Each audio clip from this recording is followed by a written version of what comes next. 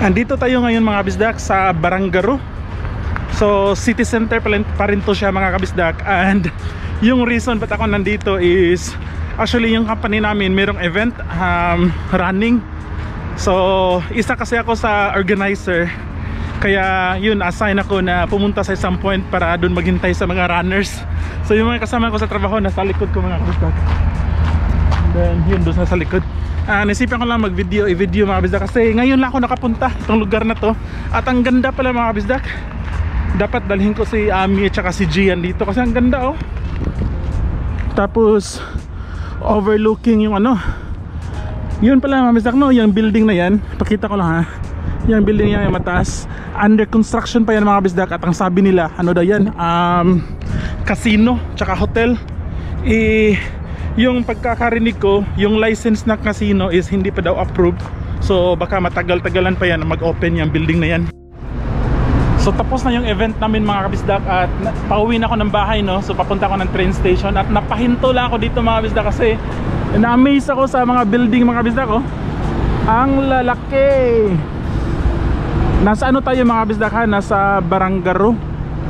So isa tong area dito sa city din itong Barangaroo. At wala lang, naalala ko lang nung nasa Singapore ako mga kabisdak kasi ganito sa Singapore mga kabisdak. Maraming high rise na building ba sa Singapore. Lalaki ng building mga kabisdak ko. So yan Westpac Bank, while yan is Suncorp Insurance Company. Ito naman is Accenture. Tapos ito tatlong tower to mga kabisdak. 1, 2, 3. So andyan yung mga offices yan mga kabisdak. So ang pagkakaalam ko andyan yung mga big 4 ng accounting firm. Next time mga kabisdak no, pag meron tayong maraming oras, ipapasyal ko kayo dyan sa Barangaroo. Alright, so andito yung train station, Wynyard Station sa andun. So dito tayo mga kabisdak. Hindi pala ako mga kabisdak kasi andito pala yung station papunta dun. Yun pala yung araw. So kasi mga kabisdak, minsan lang ako pumunta dito sa area na to. Nakapunta ako dito mga 5 beses. Pumasok ko dyan yan sa tower na building yan. Meron akong client dyan, andun yung office nila, kaya nakapunta ko dito dati. Hindi ko prefer pag andito yung office namin kasi walang masyadong mumurahin na restaurant dito. Hindi kagaya dun sa office namin na maraming murang restaurants. Alright mga bisdak, so papasok na tayo dito sa train station ng Wynyard. Maganda din yung station nila dito mga bisdak no. So itong Wynyard, katabi lang to ng Town Hall, yung station na lagi kong binabaan sa malapit sa opisina namin. So ngayon samahan niyo akong kumain mga bisdak kasi lunch time ko ngayon. Sobrang stress sa trabaho ngayon mga bisdak. Yung trabaho kasi namin usually pag end of the year, yung papasok yung holidays, yung patapos na yung yung taon, sobrang busy namin mga bisdak kasi sobrang busy talaga. So kaya sobrang stress ko ngayon sa trabaho. Hindi pa ako sigurado kung saan ako kakain. Undecided. Naisipan ko maghanap ng Japanese restaurant or yung may Nepali restaurant ako nahanap dun. So baka dun tayo pupunta. So lately mga kabisdak, kami ni Ami hindi kami nakapagluto at hindi kami nakapagbaon this past few days actually. Ngayong mga nakaraang linggo sobrang busy kasi namin pareho mga bisdak. At wala kaming time pareho na magluto. Naisipan ko dito kumain mga bisdak, Indonesian cuisine. So meron, so nakalagay kasi $9.90 tapos dalawang choices na. So baka dito na lang mga bisdak, Indonesian food. Mga bisdak, nakapag-decide ako na dito na lang ako kakain kasi para hindi na masyadong malayo sa office. So ito mga bisdak, Median, ang tawag yan, Median Sayak MC. So dito na tayo kakain mga bisdak. Let's see. Pili lang tayo mga bisdak. Ano yung orderin natin dito?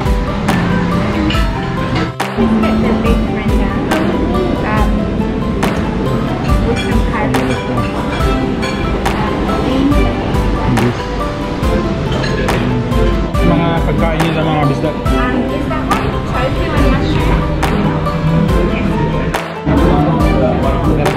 So yan yung order natin mga bisdak.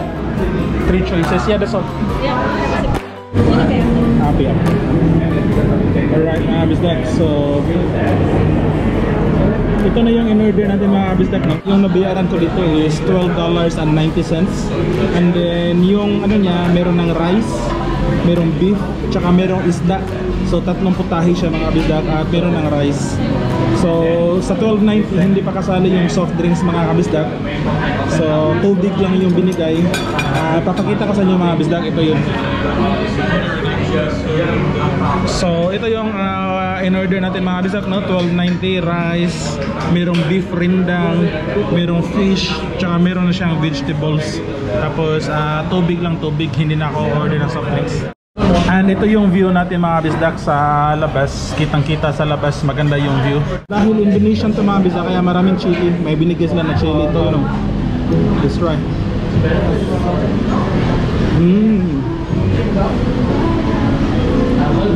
Sobrang sarap. Authentic na Indonesian mga kabisdak. Grabe ang sarap. Yung isda naman, try natin yung isda nila, isda.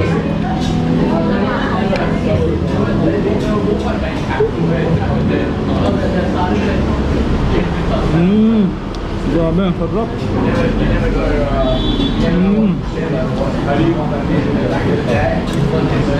Sarap. So yung mga kabisdak, kung hindi kayo magbabaon, yung mababayaran nyo is nasa ganitong presyo talaga. Kaya minsan mas maganda kakain ka sa KFC o sa Hungry Jack kasi mababayaran mo is less than $10 lang. Tapos na tayong kumain mga kabisdak at sobrang sarap. As in, I'm very glad na doon ako kumain ng lunch mga kabisdak. At least na-try ko siya for the first time. At kontento ako sa nabayaran ko, yung $13 na pagkain, tatlong dish. Very solid siya mga kabisdak kasi sobrang sarap. Authentic na Indonesian na lasa talaga. So plano kong dadalhin si Ami dito mga kabisdak, dito kami mag-lunch. Kasi si Ami, dito rin siya nagtatrabaho sa city mga kabisdak. Accountant yung trabaho niya. So ngayon kasi marami pa tayong oras, punta tayo sa Hyde Park mga kabisdak. Pahinga muna tayo doon. So lakas ng hangin. So yan yung Hyde Park mga kabisdak, dyan. Alright mga kabisdak, so dito muna tayo tatambay mga kabisdak. Kasi meron pa tayong 30 minutes. So medyo maaga tayo natapos kumain.